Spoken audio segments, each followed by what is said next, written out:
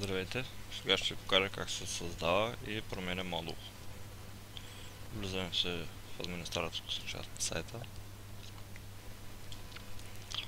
Extension, Module Manager.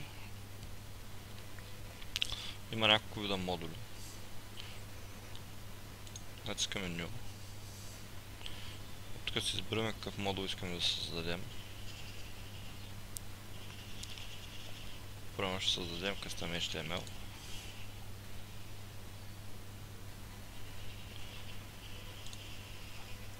Тук въвеждането на текста на снимка е абсолютно по същия начин, както и при статията. Въвеждаме текст.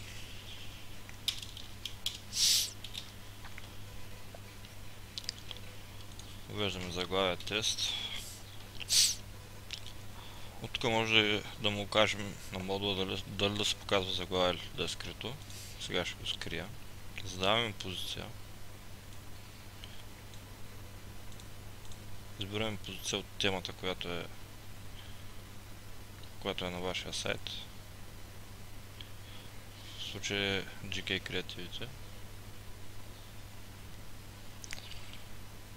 Този модул примерно ще го сложа на сайдбар. Позиция сайдбар. От модула Segment му указваме на кои страници да се вижда.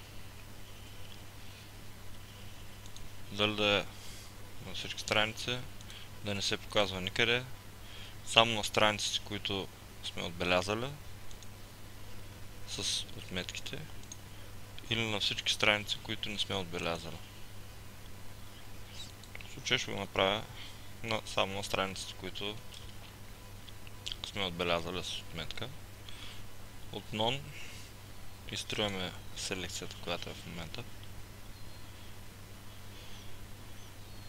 И примерно го слагаме в меню успехи. И за контакти може да го сложите да се вижда на всички менюта. В случай го слагам само на тези двете. От Advanced Options можем да зададем бокс. Самия бокс изглежда по различен начин. Боксовите са от бокс 1 до бокс 6. Задавам му бокс 4. Ако искаме снимка, както разбрахте от статиите, по същия начин си изберем снимка. Отново тази. Upload. Върху заглавието на снимката. Изберем се размер.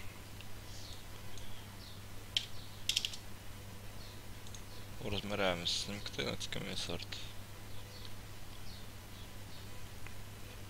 И си имаме снимка и текст. Натискаме Save.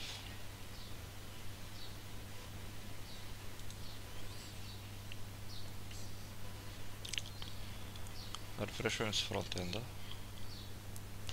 Влизаме в меню успехи. И ето ни нашата снимка и текста.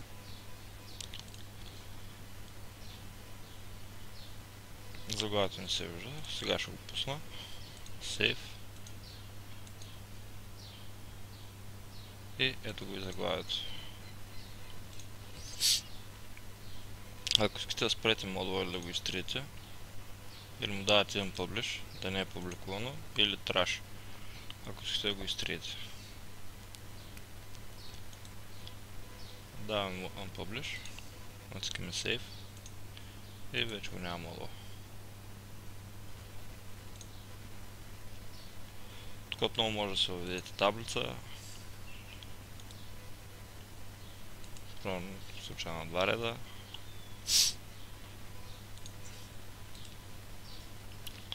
Влизаме в Table Properties.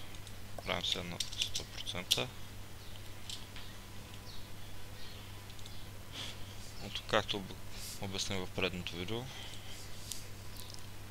Това е цвета на контура на таблицата. А от тук е background цвета на таблицата. И изберем се. Ето е. Натискаме Apply и Update. И ето ни е таблицата тук. Въвеждаме си някакъв текст. Не, извинявайте, тази снимка. Да, точно така. Въвеждаме си текст. В момента не се вижда текста. Маркираме го. И от тук му задаваме цвят. Случай ще го направя бял, за да се вижда. И ето него вече текста.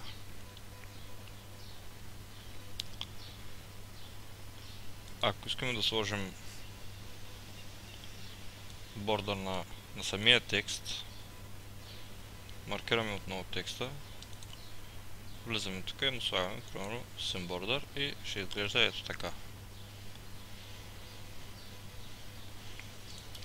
Публикуваме се модула, натискаме Save.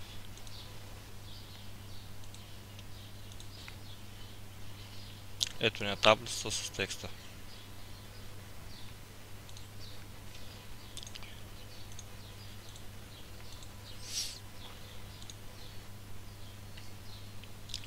Тук, както и в статиите, като си маркирате текста, може да му зададете да е в центъра, вляво или в дясно.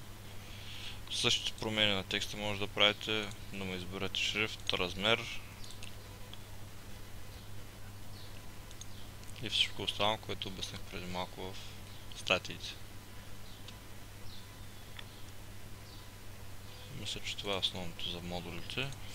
Да прегледам пак. Да, това е. Сега ще изтрия този модул.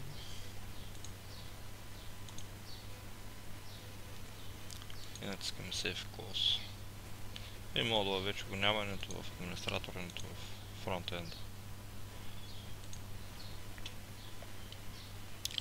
Това е за модулите.